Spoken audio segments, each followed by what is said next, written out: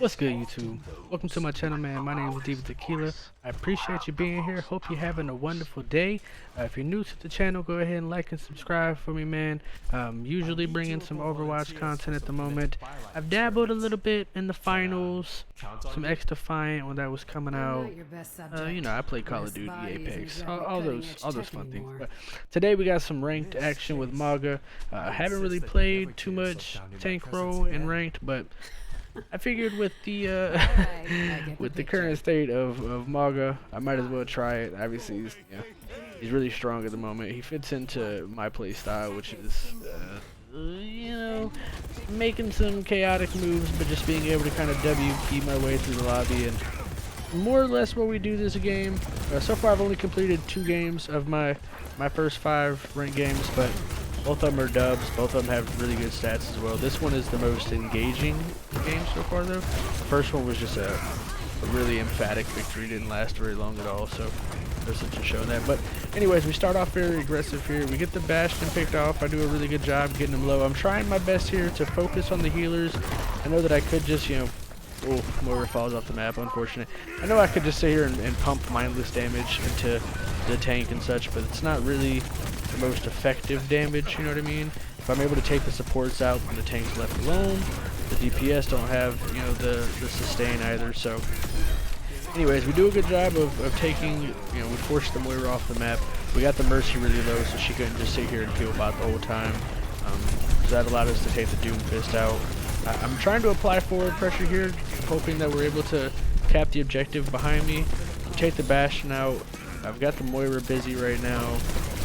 Team's back on the objective, so doing pretty good. I noticed that the Doom Fist dives in, so we go ahead and shift focus back here. He's got a really awkward situation now where he tries to hold the point. I don't blame him for doing that, but now he's got a 4-on-1. So we get the first objective captured really quickly. I think that my teams maybe had 1 or 2 deaths so far, not many at all. Playing pretty well as a team. I'm still trying to constantly scan, see where my support's at, trying to primarily focus on their supports. I don't really, on Mauga, I don't have to worry so much, obviously, really at all, about trying to take an off angle, because I'm trying to create space for my team. Ideally, one of the DPS, I have a Genji, I have a Sojourn, I have a Moira as well. Those are going to be more or less my off-angle heroes that I get to play with. Life Weaver's probably going to stay somewhat neutral, but he obviously does have some movement as well. So anyways, ultimately I have the freedom here to where I can more or less just focus on applying pressure straight up with the objective. The Doomfist is behind, but he was low health. I positioned myself where I was at here on the objective, dashing forward to try to separate the Moira from the tank.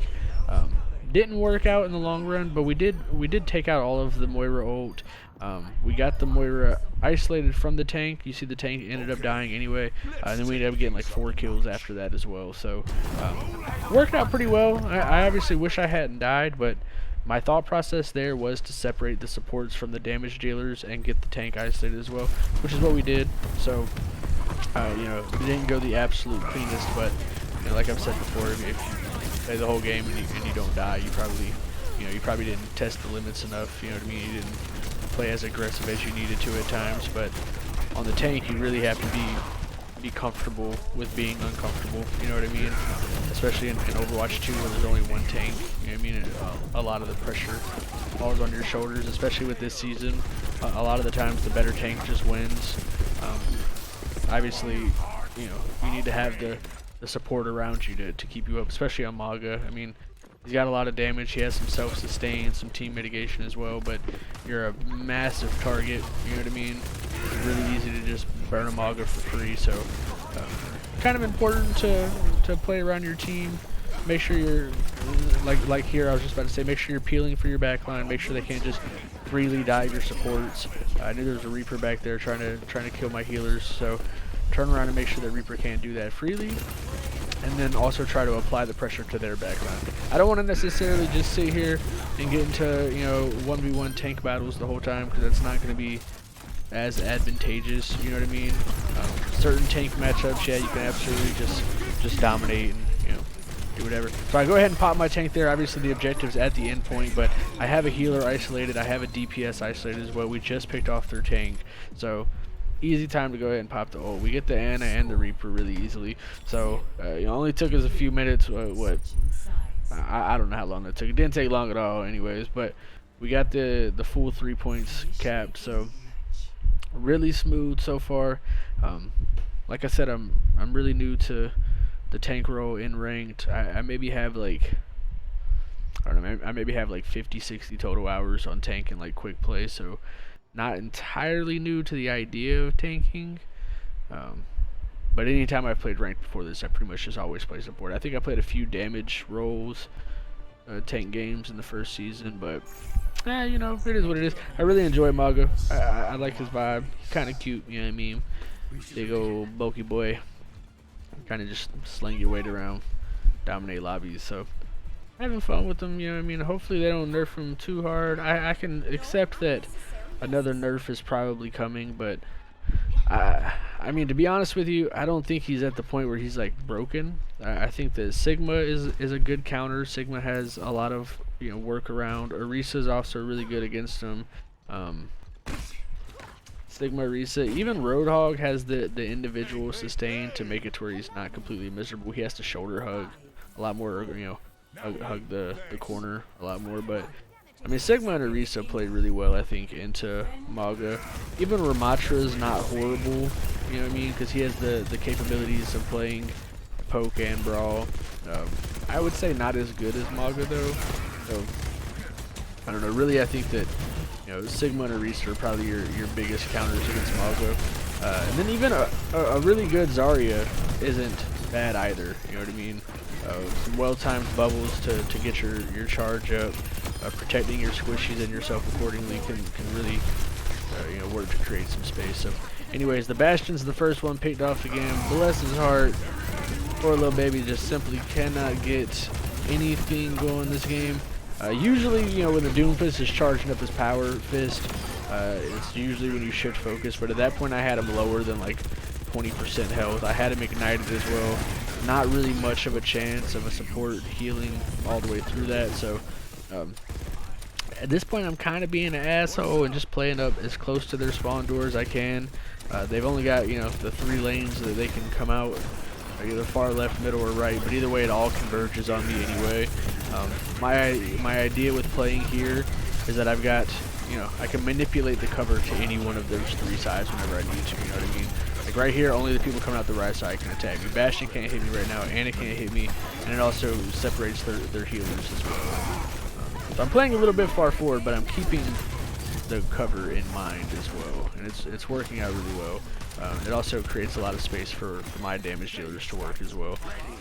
Although I would say that, you know, the Sojourn should probably be up top on the little bridge above us, but I don't think it really matters. So the Doomfist has finally swapped to D.Va. Oh, that's another one. D.Va I don't think is bad against Mauga either. I would say that Sigma and Orisa are really good. Maybe even Sigma, D.Va are the best 2 against Mauga, and then like Orisa and Zarya are like, you know, also decent against Mauga. We get picked off here, which, you know, both times that I've died was right as the Moira ult's going on, so kind of hard to you know, fully fight when, you know, the enemy team is getting consistent heals. They've got a much more potent team comp at the moment. Reaper obviously can do a lot of damage up close to me. They swap to the D.Va, so the defense matrix of the D.Va is able to completely negate the damage that I do for a little bit as well. And then, you know, Junkrat hits a couple bombs and then get caught in the Moira coalescence. It's pretty easy to die there, you know what I mean? I just need to have better positioning, use my little dive more effectively to get out. But thankfully the Mercy hit the clutch res, so good to go there. I've got my ult up here as well, so they've only got a minute left to cap the first point. This is another instance where I went ahead and kind of, not necessarily preemptively popped my ult, but I went ahead and popped my ult when I did because I knew I had a healer isolated and I knew there was a damage dealer nearby as well. With having 8 seconds on your ultimate now instead of 10 seconds, I think it's, you know, not a massive nerf, but definitely enough to make you have to be conscious, you know what I mean? You want to make sure that you're getting some value out of your ult, and I think that's what we did. You know, we took the life weaver out, we took the Junkrat out, so then we got a 3-on-5 for, you know, at least 15-20 seconds while they come back from spawn. So we get a few more picks along the way. We dash out behind the wall to get the Moira. We completely blocked the Junkrat ult there, which honestly almost entirely negates their final push here. I didn't know in game obviously, but Lifeweaver had his tree up there. I got, you know, somewhat lucky with my positioning there that I went up on his lift with him, but taking the Lifeweaver out there, he doesn't have a chance to get back to spawn in time. I guess that's ours anyway. Yeah, so they're not able to get back in time. Really kind of just manhandled that lobby. Felt really nice. Like I said, you know, I'm only 2 games into my ranked push on tank. We'll kind of see what happens. The lobby strength isn't exactly the highest. You know, I'm plat in support. I think that lobby was like gold 4 or something like that. You know what I mean? So kind of just got boogie on them. You can see here we went 32, 18, and 2 with 11k damage. Had a big 3,500 mitigation, 1,500 self-healing as well. Really kind of just steamrolled the lobby. Their tank only went, you know, 4, 2, and 10 with half the damage as well. So kind of got tank diffed, you know what I mean? Yeah, the rest of my team I think played well. We out damaged their damage dealers, or we out healed their supports as well. Other than, you know, the Moira. The Moira had the most heals in the lobby, also had more damage than both of our supports put together, but you know, the massive difference there in tanks is huge. Obviously their Junkrat didn't do great either, so it is what it is though, man. Get good or get beat, man. I don't know what else to tell you. If you stuck around this long, I appreciate you. I love you. I hope you're having a wonderful day and a wonderful start to your new year, man. Happy New Year. 2024 is going to be a big one. 2023 was kind of, you know, my pivot into, you know, focusing more on long form content. I really haven't, you know, been streaming like that, obviously with the baby and stuff. For those of y'all who don't know, I've been on chemo for, you know, 4 years or so at this point, so I kind of had to take a step back from streaming. But long form content in YouTube really seems to be vibing with me at the moment. You know, I'm recording this video at midnight. It kind of just fits into my schedule to do it that way. But you know, anyways, man, I'm enjoying it. I hope y'all enjoy the videos as well. I love you. I appreciate you, man. Stay safe. Have a wonderful day. Leave a like. Subscribe if you aren't already. Peace.